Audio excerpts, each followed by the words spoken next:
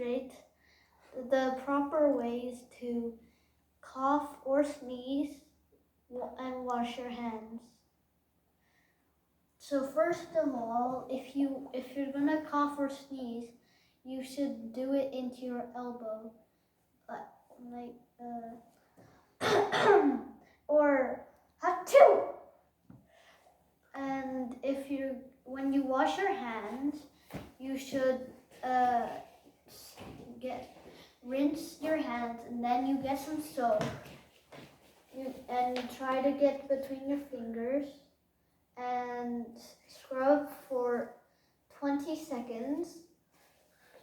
I think it's 30 seconds, isn't it? That's it. And dry your hands thoroughly. Oh, and dry your hands thoroughly. What happens if you sneeze into a tissue?